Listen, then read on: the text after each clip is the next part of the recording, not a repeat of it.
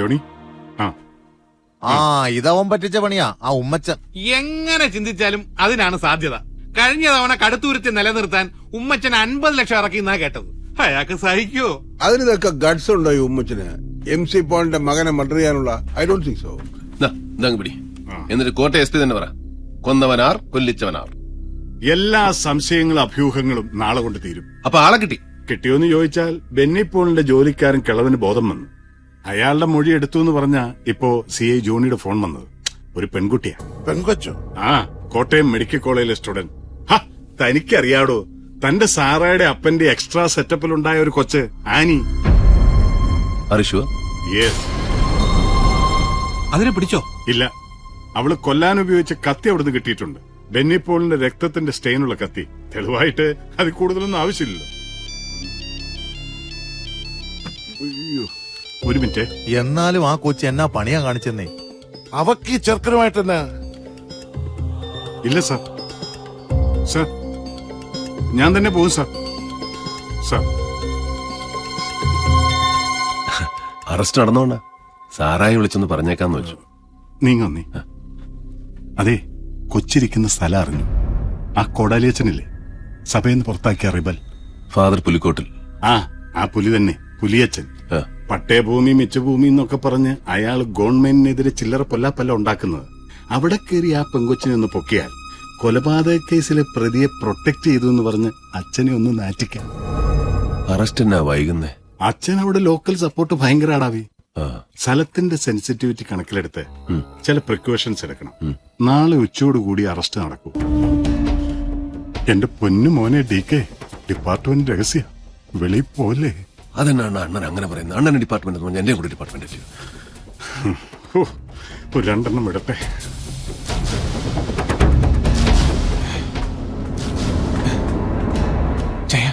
അബൂബക്കർ ഒരു വിവരം പറഞ്ഞു. ആനി വെളുപ്പിന് ഇവിടെ കുട്ടിക്കാനത്തിന്. ഇപ്പൊ ഞാൻ ഇവിടെ ഇറങ്ങിയ രാജഗോപാലൻ സംശയിക്കും.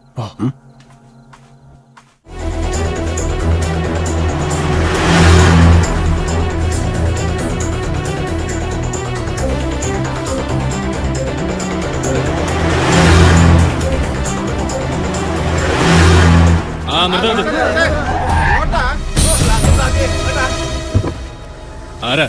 ദാവീദാന്ന് പറഞ്ഞാ മതി, അച്ഛനറിയാം.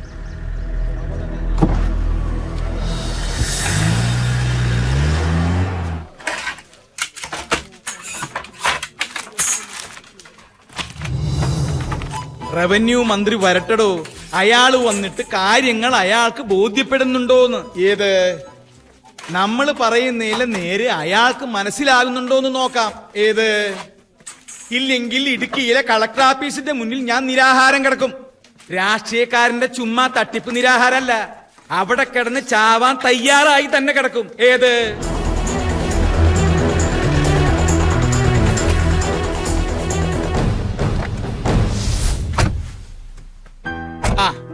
എന്നാ നിങ്ങൾ ചെല്ല്. ഉച്ച കഴിഞ്ഞ് പ്രയർ ഹാളിൽ നമുക്ക് ഒന്നിച്ചിരുന്ന് ആലോചിക്കാം. ഏത് എന്നാ വിട്ടോ. എന്നതാടാ ദാവീദേ, നീ ഈ നാട്ടിലൊക്കെ തന്നെ ഉണ്ടോ? എവിടെയാ പൊട്ടിപ്പെണ്ണ്? വാ, അവക്ക് തന്നെ കഴപ്പായിരുന്നു. അവള് തന്നെ പറയും. വഴക്ക് പറഞ്ഞ് നീ അതിനെ കരയിപ്പിക്കണ്ട. പാതി ജീവനുള്ളൂ ഇപ്പൊ തന്നെ.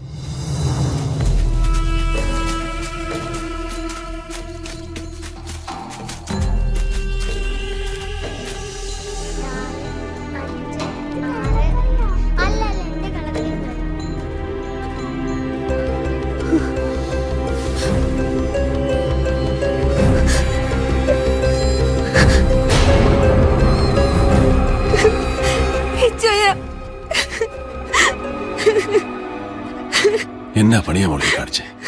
കരയല്ലേ?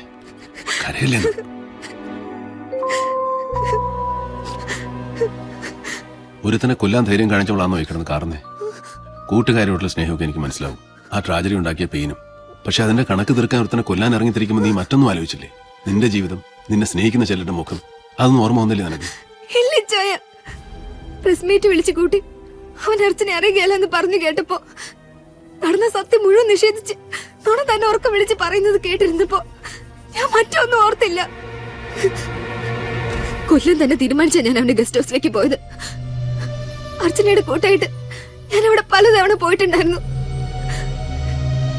പക്ഷെ എനിക്കതിന് കഴിഞ്ഞില്ല. ഇച്ചായ, അവനല്ല അവനെ കൊന്നത്.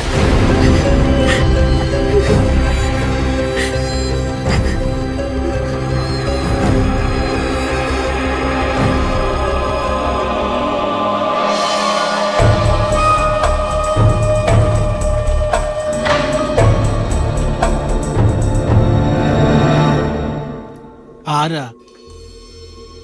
ഓ കുഞ്ഞ് മുമ്പ് ഇവിടെ വന്നിട്ടില്ലല്ലോ. മെഡിക്കലില് പഠിക്കുന്ന. ചെല്ല് ചെല്ല്, ബെന്നി സാർ മുകളിലിരിപ്പുണ്ട്.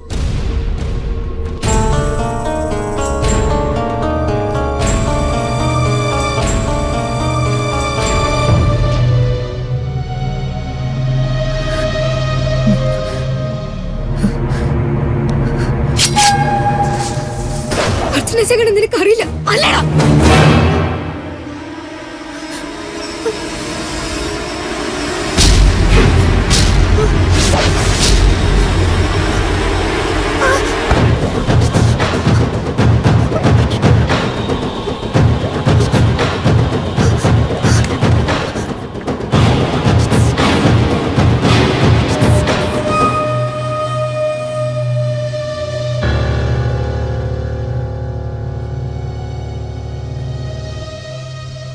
അവിടെ നിന്ന് ഓടി രക്ഷപ്പെടാൻ എനിക്ക് തോന്നിയുള്ളൂ.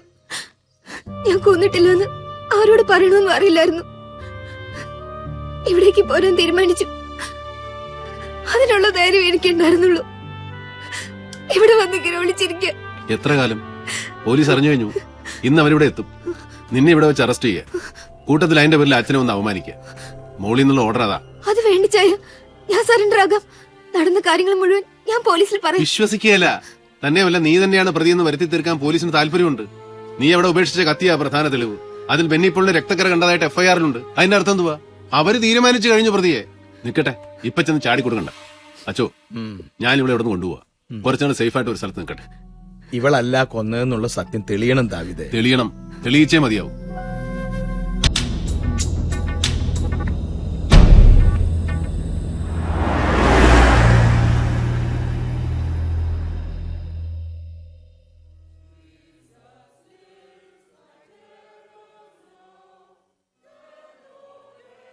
ഈ പെങ്കൊച്ചിനെ ഞാൻ എങ്ങാണ്ടോ കണ്ട് പരിചയമുണ്ടല്ലോ. അതിന് അമ്മാമ്മച്ചി കുവൈറ്റിൽ പോയിട്ടുണ്ടോ? ഈ കൊച്ചു ജനിച്ചെന്ന് നമ്മൾ നോക്കാം, അവിടെ ഇല്ലയോ? എവിടെയോ കണ്ടിട്ടുണ്ട്. അതെ, ഈ കൊച്ചിത് എവിടത്തെയാന്നാ? കരിമറ്റത്തെ. അവിടത്തെ റോസാമേലോ നമ്മുടെ പരുത്തിക്കാട്ട് ആൻഡോ ചായം കിട്ടിയിരിക്കുന്നേ. കരിമറ്റത്തെ പെമ്പിളെന്ന് വെച്ചാൽ ഏതാണ്ട് എല്ലാം ഇതുപോലെ ഇരിക്കും. ഈ കണ്ണും മുഖവും ഇതേപോലെ ഇരിക്കുന്ന എത്ര എണ്ണം അവിടെ നിൽക്കുന്നറിയോ? അമ്മാമ്മച്ചി വന്നേ, കാര്യങ്ങളൊക്കെ ഞാൻ പറഞ്ഞു തന്നേ. കൊച്ചിന്റെ തന്തയും തള്ളയും തമ്മി മുട്ടം വഴക്ക് നടക്കുക. ഇതിന്റെ അവകാശത്തെ ചൊല്ലി അടിയാ. ഇവിടെ അപ്പനൊരു പാവ. തള്ളയുടെ വീട്ടുകാര് കൊച്ചിനെ റാഞ്ചിക്കൊണ്ടു പോകുന്നുള്ള പേടിയിൽ അയാള് ഒരു 2-3 ദിവസം അരമനയിൽ തിരുമേനുമായിട്ട് കാര്യങ്ങൾ സെറ്റിൽ ചെയ്യുന്ന അത്ര സമയം ഇവിടെ നിർത്തിയാൽ മതി. ആരും ഒന്ന് ചോദിച്ചാലും കൊച്ചിവിടെയുള്ള കാര്യം പറഞ്ഞേക്കരുത് കേട്ടോ. അമ്മാമ്മച്ചി താണ്ടേ, പോലീസ് വന്ന് ചോദിച്ചാലും കൊച്ചു വിടില്ലെന്ന് പറയാവൂ. പോലീസോ? ആ പോലീസിന്റെ വേഷമിട്ടൊക്കെ അവന്മാര് വരുവേ. പിന്നെ ഇങ്ങ് വരട്ടെ, ചൂരലെടുക്കും ഞാൻ. അപ്പൊ പറഞ്ഞ പോലെ ഞാനങ്ങ് ഇറങ്ങു വന്നേ. വാടാ. അല്ല, പടത്തില് വന്ന അപ്പ് ഇഷ്ടം കഴിക്കാതെ എങ്ങനെയാ? അതൊരു പതിവാ. നിനക്ക് ഞാൻ പോണ വഴി മട്ടൻ ബിരിയാണി മേടിച്ചു തരാം. വല്ലേനക്കേട് ഉണ്ടായാ ഞാൻ വിളിക്കും. നീ സടേന്നിങ്ങ് വന്നേക്കാം. ആ മടത്തിന്റെ ഉള്ളിൽ ഇതൊന്നും പാടില്ലാത്തതാ. വാ വച്ചേ. പറഞ്ഞ കള്ളവെല്ലാം കേട്ടല്ലോ. ഒന്നും പൊളിച്ചേക്കരുത് എന്റെ പൊന്നു കുഞ്ഞേ. ആ പോയ കന്യാസ്ത്രീ ഉണ്ടല്ലോ, കൊടുവാളിൽ എന്നെ വെട്ടും. അതെനാ കടുവായ. നോക്കിയും കണ്ടുമൊക്കെ നിന്നോണം. ഞാൻ പൊക്കോട്ടെ. എന്നാ ചെന്നാട്ടെ.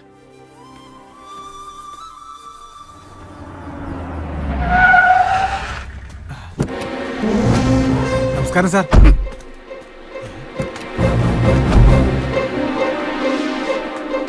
നിന്റെ സാറ് തന്നെടാ അപ്പിടാൻ മുട്ടിട്ട് ഓടുവന്നോ? നിന്റെ സാറ് കൊടുത്ത പണീന്റെയാ, ഏതാണ്ട് അപ്പിട്ട പോലെയാ. ചെയ്തേ, നീ വെറുതെ തിങ്ക് ചെയ്യണ്ട. നീ ഏത് കാറിട്ടാലും ഞാൻ അടിക്കോ? ചതിക്കല്ലേ, ഞാൻ ഫുള്ളാ.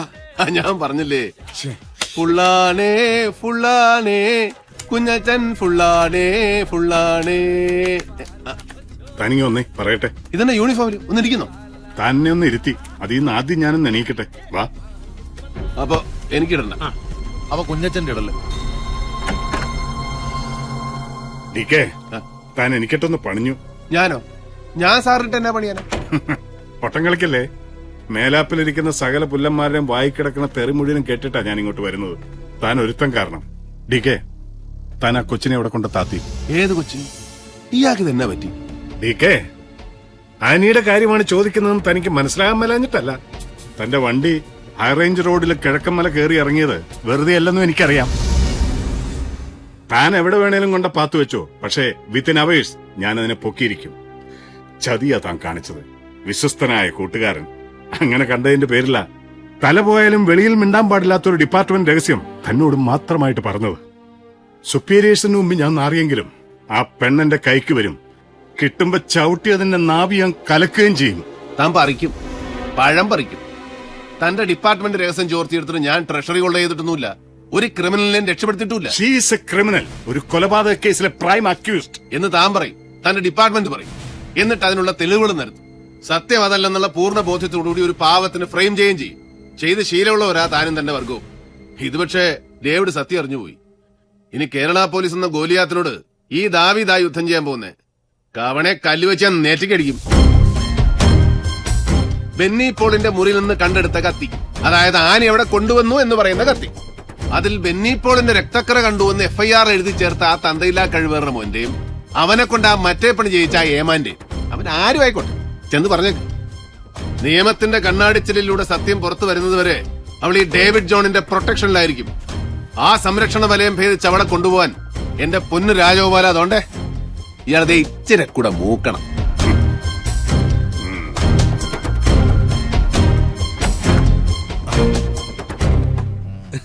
എന്നാ പറഞ്ഞേച്ചുമ്പോ SP അദ്ദേഹം? ഇയാളുടെ അപ്പന്റെ പേരെന്നാ? ഋത്തിക് റോഷൻ. കൃഷ്ണൻ കർത്ത. ആ പുള്ളിക്കാരന് വയറ്റിന് ശരിക്ക് പോകുന്നില്ല.